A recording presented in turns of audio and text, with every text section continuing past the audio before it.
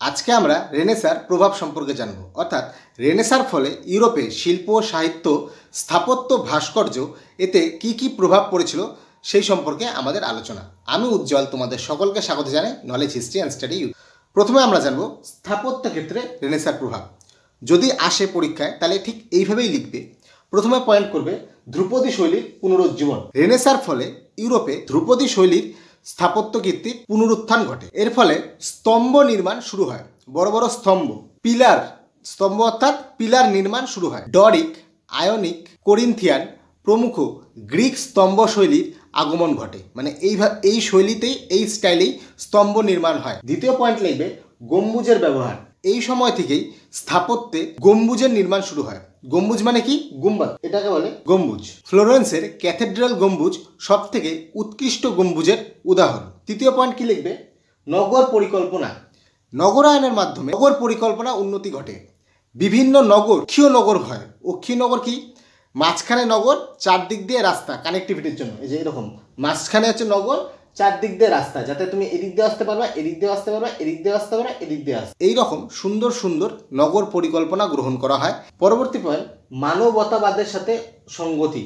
এই যে স্থাপত্যগুলি আছে এগুলো কিন্তু হাওয়ায় না, মানবতাবাদের সাথে সঙ্গতি রেখেই তৈরি করা হয়েছে। এর মানে কি? স্থাপত্য মানে কি? বড় বড় আর্কিটেকচার, মানে বড় বড় ভবন, অট্টালিকা, যাতে মানুষ থাকতে পারে, সুন্দর সুন্দর অট্টালিকা এগুলি বানানো হয়েছে। এবং এতে বিভিন্ন কারুকার্য যেমন গোল্ডেন রেশিও ব্যবহার করা হয়। এবার আমরা ভাস্কর্য সম্পর্কে জানি। ভাস্কর্যের প্রথম পয়েন্ট হলো বাস্তববাদী। রেনেসার ফলে ভাস্কর্য শিল্পীরা মধ্যযুগীয় গতানুগতিক যে শিল্পধারা ছিল তার থেকে বেরিয়ে এসে বাস্তববাদী ও প্রকৃতিবাদী ভাস্কর্য শিল্পে জোর দেয়। এর ফলে প্রাণবন্ত ভাস্কর্য তারা তৈরি করে। এর জন্য তারা দেহতত্ত্ব এবং মানব দেহের গঠন সম্পর্কে অধ্যয়ন শুরু করতে। এদের মধ্যে উল্লেখযোগ্য হলো মাইকেল অ্যাঞ্জেলোর ডেভিড ভাস্কর্যটি, যেটি একটি বীর যোদ্ধার ভাস্কর্য। তিনি নগ্ন দেহে শত্রুকে পরাজিত করার জন্য অনুশীলন করছে। দ্বিতীয় পয়েন্ট ধ্রুপদী শৈলী। এই যে ধ্রুপদী শৈলী, এটা কিন্তু তোমাদের স্থাপত্যতে রয়েছে, ভাস্কর্যতে রয়েছে। এইখানে কি হলো? এইখানে মানুষের দেহের গঠন, মানুষের দাঁড়ানোর ভঙ্গিমা, তারপর হচ্ছে জামা কাপড়ের ভাঁজ, এই সব জিনিস ডিটেলসে নিখুঁতভাবে করা হতো।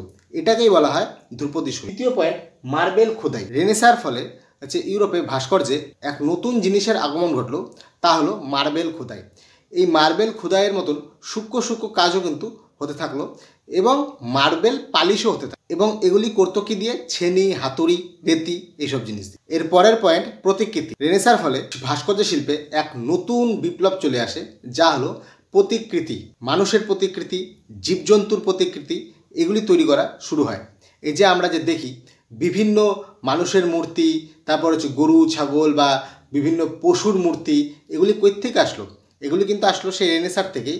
সেই তখনকার যুগে শুরু হয়েছিল প্রতিকৃতি বানানো। পরের পয়েন্ট ব্রোঞ্জ ঢালাই পদ্ধতি। রেনেসার মাধ্যমে মানুষ ব্রোঞ্জ ঢালাই পদ্ধতি শিখবে। এটি কেন শিখলো? কারণ কি, কিছু কিছু কাজ ছিল যেগুলিকে হাতে করা একটু অসম্ভব টাইপেরই ছিল। যেমন এই যে মূর্তি বানানো, মূর্তিতে দেখবে যে ঠাকুরের যে মুখ, মাটির যে মুখ, ওটা কিন্তু ছাঁচে বানায়। ওরকমই আচ্ছা কিছু কিছু জিনিস তারা ব্রোঞ্জ ঢালাই করে মূর্তি বানাইতো। ঠিক আছে, এটা এত সুন্দর হতো, এত সূক্ষ্ম কাজ ছিল যে ওটা ছাঁচ ছাড়া হইতো না। এখনও দেখবে কোথাও মেলায় ফেলায় গেলে যে ছাঁচের মূর্তি বানানো হয়, এবং এগুলি আরও সূক্ষ্ম করতো যাতে মোম ঢালাই করে, যাতে আরও এগুলো চকচকা হতো, আরও পরিষ্কার হতো। এই যে ভাস্কর্য শিল্পী, এরা হলেন মাইকেল অ্যাঞ্জেলো, ভেরোকিও, দানাতেল্লো। মাইকেল অ্যাঞ্জেলোর পিয়েতা ভাস্কর্যটি ছিল অত্যন্ত মর্মস্পর্শী। এখন আমরা জানবো সাহিত্যের ওপর প্রভাব। সাহিত্যের ওপর প্রভাবে প্রথম পয়েন্ট কবিতা। এবার কবিতা তোমরা লিখবে যে এই সময় থেকে কবিতায় প্রকৃতির ওপর ভালোবাসা, গ্রামীণ জীবনের সরলতা, মনের শান্তি, এইসব দিকে কবিতা লেখা হয়। রোমান্টিক্যাল কবিতা লেখা। এছাড়াও ক্লাসিক্যালিজমের উপরও কবিতা লেখা হয়। এই ক্লাসিক্যালিজমের কবিরা হলেন ভিটেরো আলফেরি এবং উগো ফোসক্যালো। এরপরে নাটক।